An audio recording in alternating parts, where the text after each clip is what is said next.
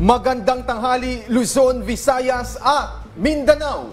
Narito na ang nagkakaisa at pinakamalawak na pagbabalita. Sa pangunguna ng Presidential Communications Office na kinabibilangan ng Philippine Information Agency, Philippine News Agency, Presidential Broadcast Service, IBC at PTV, mula sa IBC 13, ako po si Princess Jordan.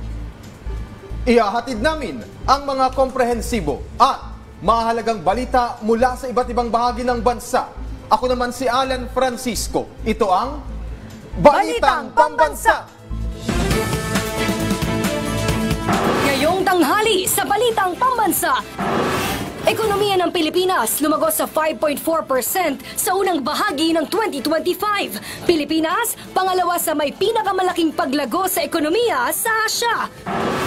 Utang ng Pilipinas na higit 16.6 trillion pesos, nananatiling manageable ayon sa Bureau of Treasury, bunsod na rin ang mabilis na paglago ng ating ekonomiya. Philippine National Police, dinagdagan pa ang mga tauhang magbabantay para matiyak ang seguridad ng Hatol ng Bayan 2025. BRP Emilio Jacinto, nakaranas ng agresibo at mapanganib na maniobra mula sa 3 barko ng China habang nagpapatrolya sa Baho de Masinloc. At itim na usok, lumabas sa chimney ng Sistine Chapel, hudyat ng wala pang napipiling susunod na Santo Papa. Una sa ating mga balita, lumago ang ekonomiya ng Pilipinas sa 5.4% sa unang bahagi ng taon. Ayon yan sa Philippine Statistics Authority. At ayon naman sa Department of Economy, Planning and Development, ang Pilipinas ang pangalawa sa may pinakamalaking paglago sa ekonomiya sa Asya. Si Christian Bascones ng PTV sa Balitang Pambansa. Christian. Yes, Alan, alam mo, tumaas ang gross domestic product o GDP ng bansa sa 5.4% mula sa 5.3% ng last quarter ng taong 2024. Ayon kay DepEd Undersecretary Rosemary G. Edilion, ang mga pangunahing dahilan kung bakit naging maganda ang simula ng taon ay dahil sa malakas na domestic demand. Dahil sa bumagal na inflation ng Pilipinas kung bakit tumaas ang household consumption at kakayahan para bumili ng mga mamamayang Pilipino sa harap ng mga hamon sa international market, naging pangalawa pa rin ang Pilipinas sa mga karatig bansa sa Asya na mabilis ang paglago. Mga malalaking investment sa agrikultura tulad ng irigasyon at murang bentahan ng bigas ang ilan sa mga hakbang ng pamahalaan sa ilalim ng administrasyon ni Pangulong Ferdinand R. Marcos Jr. na nakatulong sa paghatak sa mga bilihin pababa kung kaya tumaas ang domestic consumption. Tiwala naman ng Department of Economy, Planning and Development na maaabot pa rin ng bansa ang target GDP nito hanggang sa pagtatapos ng taon. Yan ang muna ang ulat mula sa PSA. Balik sa iyo, Alan.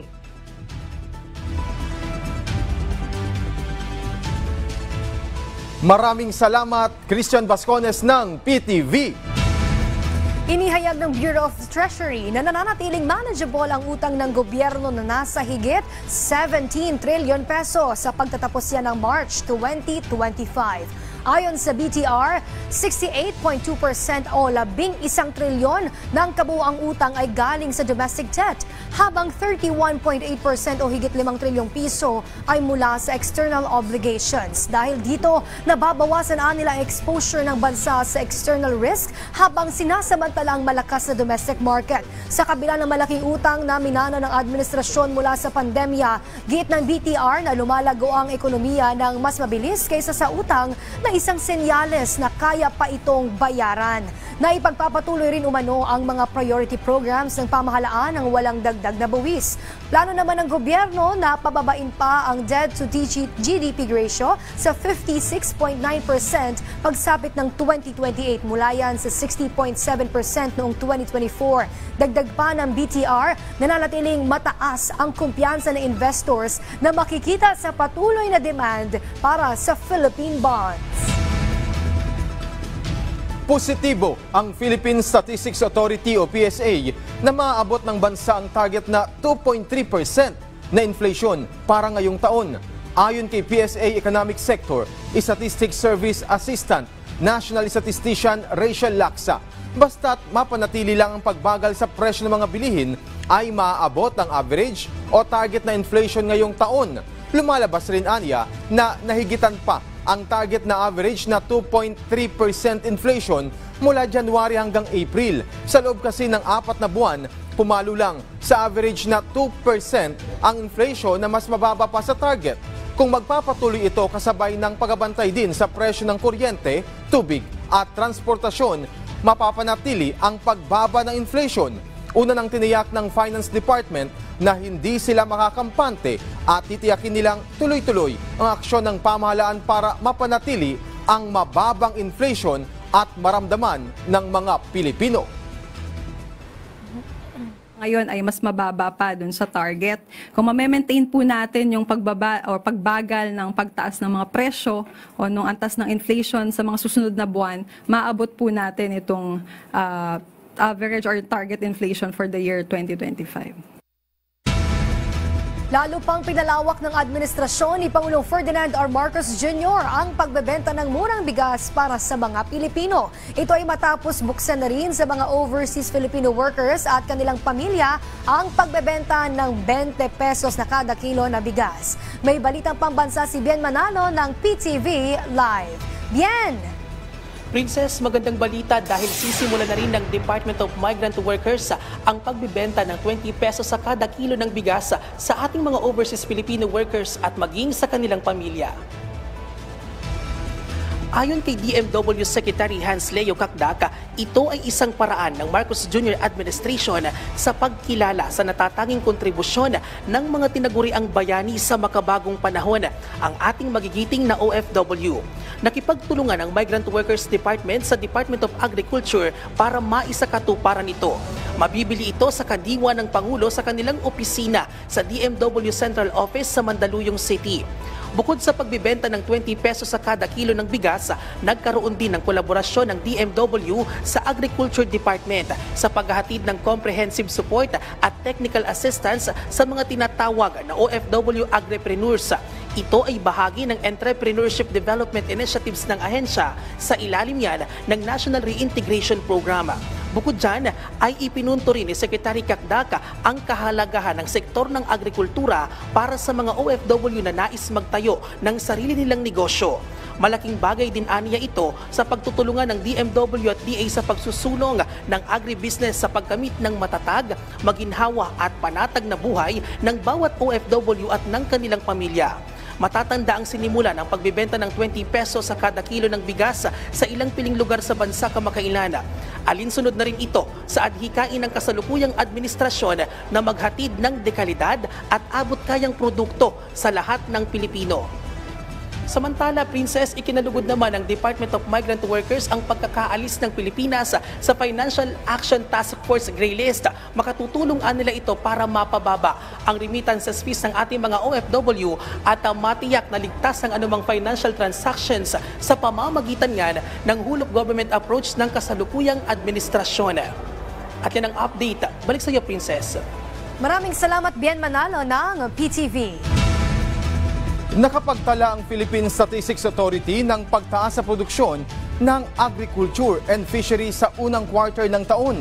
Posible namang bumaba pa ang presyo ng bigas simula sa Mayo at 13. May balitang pambansa si Vel Custodio ng PTV.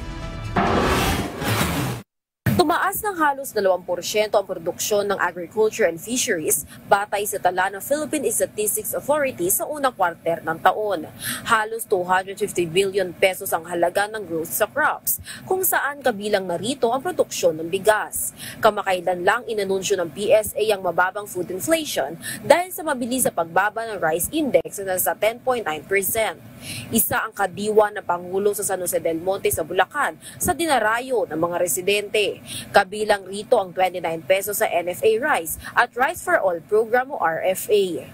Sabi may mura raw rito. Pupunta rin sila rito. Kaya napasama ako. Posible pang bumaba ang presyo ng bigas kapag dumami na ang kadiwa ng Pangulo site sa magbebenta ng 20 pesos kada kilo ng bigas. Simula May 13, ibababa pa sa 20 pesos ang bigas sa Kadiwakyon sa Kamuning Public Market, Bagong Sinang Phase 9 Public Market, Davota Sagora Complex at New Las Piñas Public Market. Habang simula naman sa May 15, madadagdagan pa ang magbebenta ng 20 pesos kada kilong bigas. Kabilang dito ang PhilFIDA sa Las Piñas, Bureau of Plant Industry sa Malate, Manila, Bureau of Animal Industry sa QC, Disciplina Village sa Valenzuela City, Midway Park sa Caloocan at Lingayen, Pangasinan. Hanggang 30 kilo kada buwan maaaring bumili sa kadiwa ng Pangulo site simula May 13. Kabilang dito ang Kamuning Public Market. Ayon sa DA, 50 sacks ng NFA rice ang nakatakdang i-deliver sa bawat kadiwa sites kada linggo na magbebenta ng 20 peso kada kilong bigas. Prioridad ang mga nasa vulnerable sectors, kabilang ang mga miyembro ng 4Ps, senior citizen, may kapansanan at solo parent. Bukod sa crops, pumalo sa mahigit 9% ang itinaas sa produksyon ng poultry, 1% naman sa fisheries, habang bumaba naman ng 2.8% ang livestock dahil sa epekto ng African swine fever. Patuloy naman ang pagsisikap ng DA para sa repopulation at pagtatakda ng maximum suggested retail price at farm gate price sa karneng baboy para pababain ang presyo nito sa merkado. Mula sa People's Television Network, Vel Custodio, Balitang Pambansa. Pinayuhan ng Malacanang ang mga Pilipinong boboto sa Hatol ng Bayan 2025 na maging mapanuri at huwag ibenta ang kanilang dignidad lalo't nakasalalay sa mga mahahalal na kandidato ang kinabukasan ng ating bansa. Si Crisel Insignia ng IBC 13 sa Balitang Pambansa.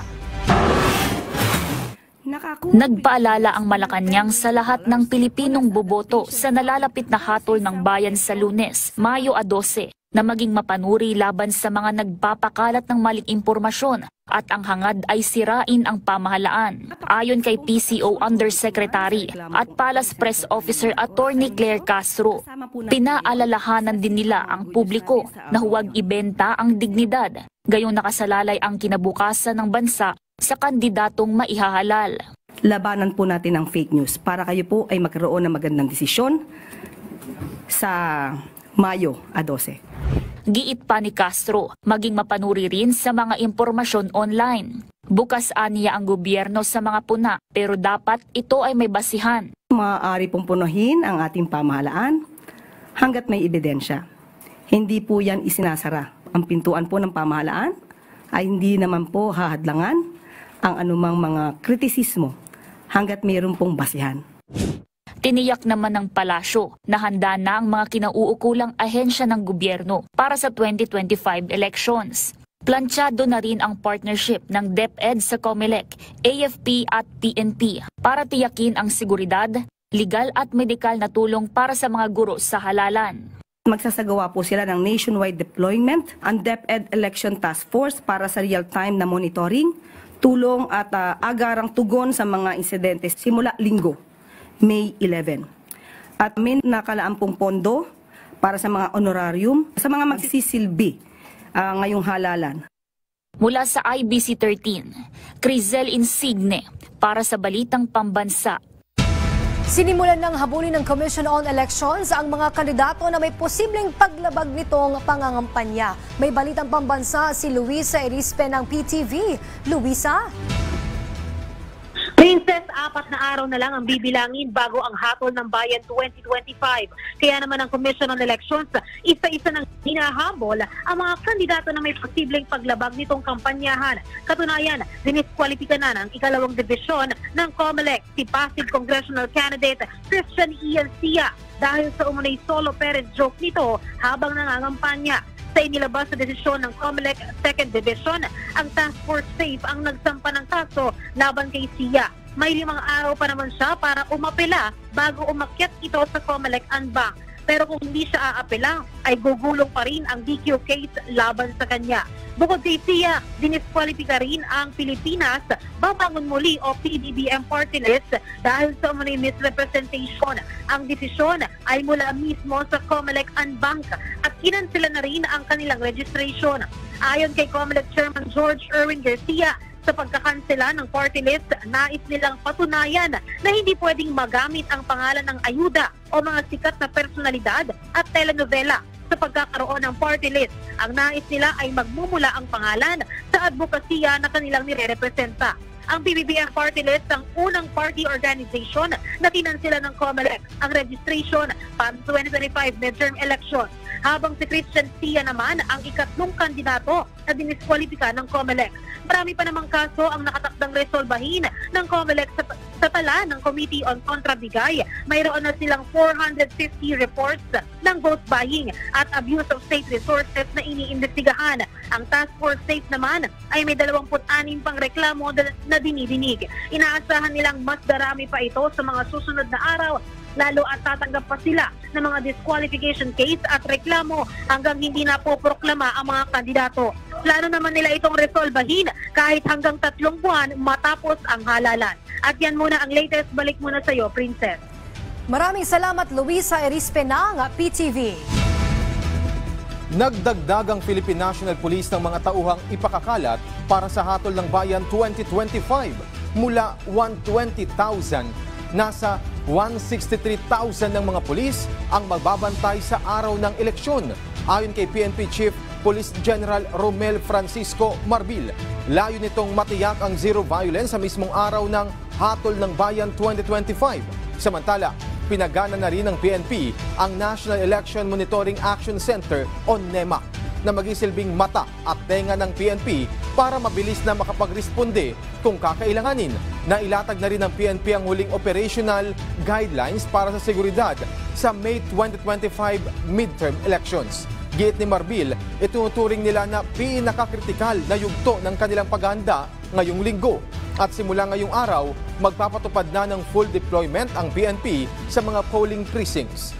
Matataong lugar at iba pang mga places of convergence, habang sa Mayo 9 naman, magsasagawa na ng inspeksyon ang mga regional directors sa kanilang mga unit. Apila ni dating Pangulong Rodrigo Duterte na alisin ang 2 hukom ng ICC dahil sa umano'y pagiging bias, ibinasura. Si Kit de la Cruz, pilotin ng Radyo Pilipinas sa Balitang Pambansa.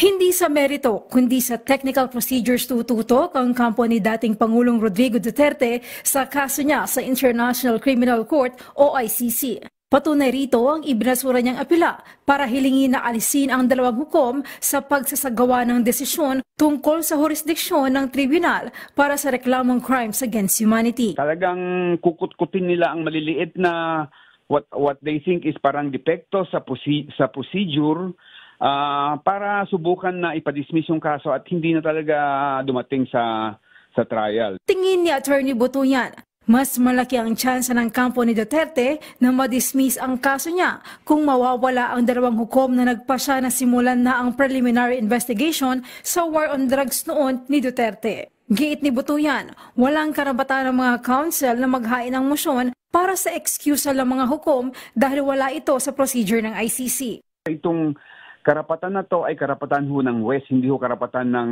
pribadong counsel. Kaya ho, ura-urada ay dininay kaagad, dismiss na kaagad dahil talagang wala talaga sa procedure ng ICC na ang defense counsel o kahit na anong counsel ay may karapatang maghain ng ganyang klaseng motion. Bagamat magiging mahirap sa parte ng prosekusyon ng paghahain ng motion ng kampo ni Duterte, naniniwala si Butuyan na magiging patas pa rin ng ICC lalo't marami anya ang nasawi sa war on drugs ni Duterte. Wala sa PBS News, Kate de la Cruz Pilotin para sa Balitang Pambansa. BRP Emilio Jacinto nakaranas ng agresibo at delikadong pagmamaniobra ng mga barko ng China habang nagsasagawa ng maritime patrol sa Baho de Masinloc. Si J. Mark Dagala ng Radyo Pilipinas para sa Balitang Pambansa. J. Mark? Princess, iniulat nga ng Armed Forces of the Philippines na nakaranas sila ng agresibo at peligrosong pagmamaniobra mula sa mga barko ng China habang nagpapatrolya sa karagatang malapit sa Baho de Masinloc. Ayon kay Armed Forces of the Philippines o AFP Public Affairs Office Chief Colonel Cerces Trinidad, nagsasagawa ng maritime patrol operations sa BRP Emilio Jacinto bilang suporta sa Bureau of Fisheries and Aquatic Resources at Philippine Coast Guard nang dikitan sila ng mga barko ng People's Liberation Army Navy ng China. Partikular dito ang 2 Jiangkai class frigates na may bow numbers 554 at 573. Gayon din ang isang barko ng China Coast Guard na may bow number 5403. Nangyari ang pagmamaniobra ng China sa layong 11.8 nautical miles katimugang bahagi ng Baho de Masinloc. Nabatid na binubuntutan ng mga naturang barko ng China ang BRP Emilio Jacinto at dumidikit pa ito sa posibleng pagresulta sa pagbangga na ayon sa AFP ay lubhang mapanganib. Kasunod dyan, nagpahayag ng pagkabahala ang AFP sa lumalalang agresyon ng China Maritime Forces na nagdudulot ng panganib sa mga Pilipino na tumutukad lamang sa tungkulin sa naturang karagatan. Pinapurihan naman ng AFP ang profesionalismo at disiplina ng kanilang mga tauhan sa PRP Medio Jacinto na ginagampanan ng tungkulin na may integridad at kahinahunan. Mula sa Radyo Pilipinas, J. Mark Dagala para sa Balita Pambansa. Maraming salamat, J. Mark Dagala ng Radyo Pilipinas. Pinaiimbestigahan na ni Pangulong Ferdinand R. Marcos Jr. ang umano'y paghahakot ng buhangin sa baybayin ng bansa para ipangtambak sa reclamation na ginagawa sa West Philippine Sea. Ayon sa Malacanang, agad na ipinag-utos ng Pangulo ang imbestigasyon nang malaman niya ang ulat hinggil dito. Sa ngayon, hinihintay na lamang ang resulta ng imbestigasyon. Sa Senate hearing, inilahad ng National Intelligence Coordinating Council na ang buhangin mula sa mga munisipalidad malapit sa WPS ang ipinangtatambak umano ng Chinese national sa kanilang reclamation activities. Ngayon po ay ongoing ang investigation at kapag ka po nagkaroon na po ng pinal na pag-iimbestiga o konklusyon papunta dito, ay patungkol po dito, gagawin po ang agarang pag-uutos. Ito ay ayon doon sa maaaring maging resulta ng investigasyon. Kasunod ng mga serye ng banggaan, ang mga sasakyan gusto ng mga senador na ma-revoke ang lisensya ng mga kamote riders. Ito ay para masigurong ligtas ang mga kalsada. Si Daniel Manalastas ng PTV sa Balitang Pambansa. Daniel! Princess, nais ni Senate President Chis Escudero na ma-revoke ang lisensya ng mga driver na kamote o pasaway na nasasangkot sa mga road rage. Para masigurong ligtas ang kalsada sa mga kamote driver, dapat anyang i-revoke ang lisensya at hindi lang pagsuspinde. Kailangan na anya ng kaayusan sa mga kalsada dahil ang kakulangan ng disiplina ng mga motorista ay nagiging seryosong issue na. Bagay na kailangan anyang aksyonan. Samantala, Princess, nakapulong naman ni Senator J.V. Ejercito si Transportation Secretary Vince Dizon kung saan natalakay nila ang mga sunod-sunod na aksidente sa kalsada. Bukod dito, napag-usapan din ang mga railway projects sa bansa. Narito ang pahayag ni Senator Ejercito. Tignan lang kung yung one of the very first laws that I passed, yung pong Speed Limiters Act, in 2016, 2015, 2016, that yung mandatory installation of speed limiters sa mga buses. Alam ko, a lot of bus companies have already been implementing, pero dapat ma-follow up yung if it is being being followed and implemented by other companies. At yan muna pinakahuling update mula rito sa Senado. Balik sa iyo, Princess. Maraming salamat, Daniel Manalastas ng PTV. Sa campaign rally ng Alyansa para sa Bagong Pilipinas sa Bulacan, binigyang diin din ng Pangulo kung bakit ang Alyansa ang dapat iboto sa halalan para mapanatili ang magandang takbo at proyekto ng pamahalaan. Si Mela Lesmoras ng PTV sa Balitang Pambansa.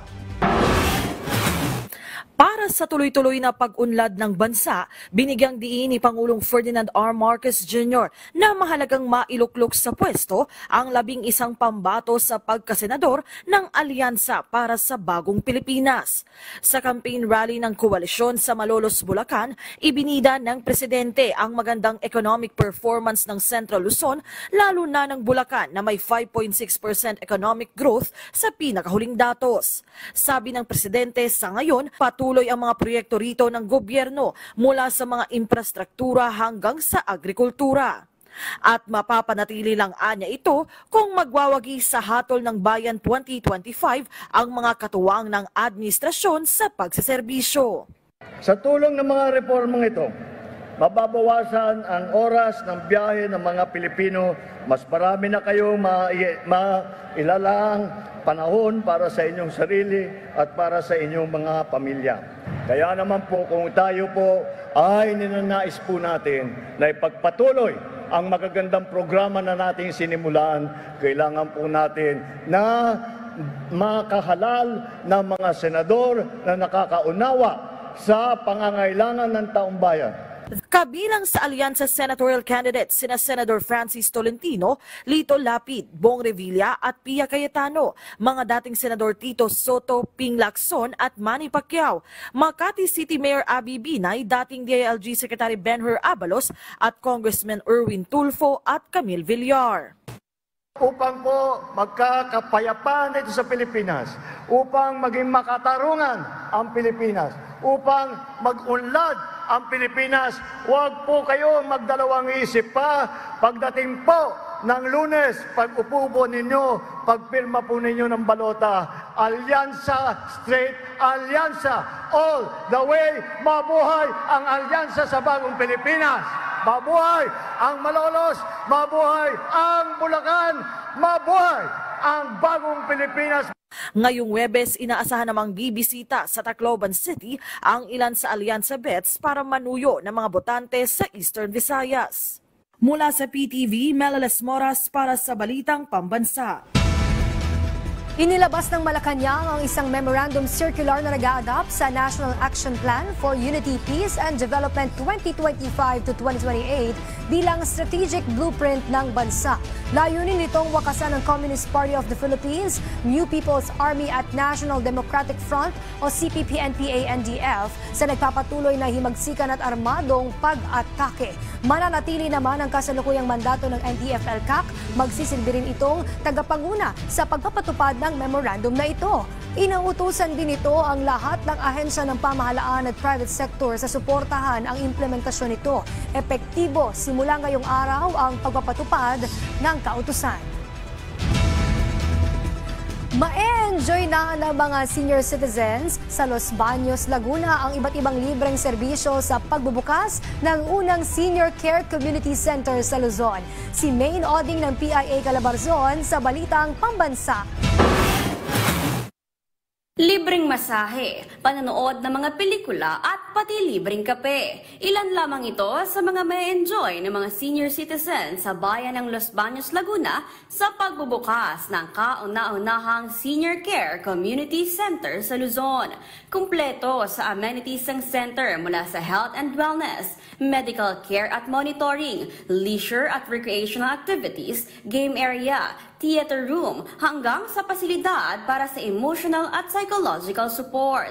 Pangunahing layunin ng programa na mabigyang pagpapahalaga ang mga nakakatanda at ma-enjoy ang pasilidad habang nagsasaya at pinapanatiling malusog ang pamumuhay. Yung senior citizen ay magkakaroon ng feeling of importance, tapos belongingness, at saka po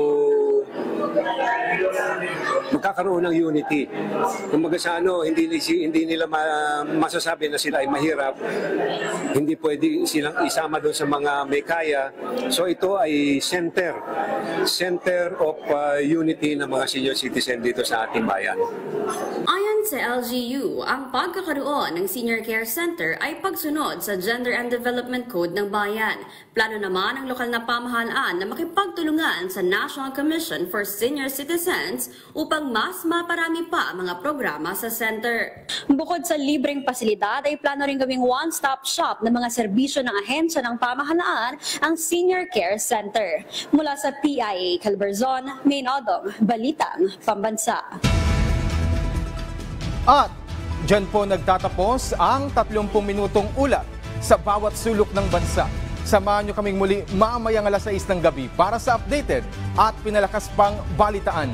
Ako si Alan Francisco. Ito ang pinalawak na puwersa sa pangunguna ng Presidential Communications Office, kabilang ang Philippine Information Agency, Philippine News Agency, Presidential Broadcast Service, IBC at PTV. Mula sa IBC 13, ako naman po si Princess Jordan, hatid sa inyo ang komprehensibong paghimay sa mahalagang usapin dito lang sa Balitang Pambansa.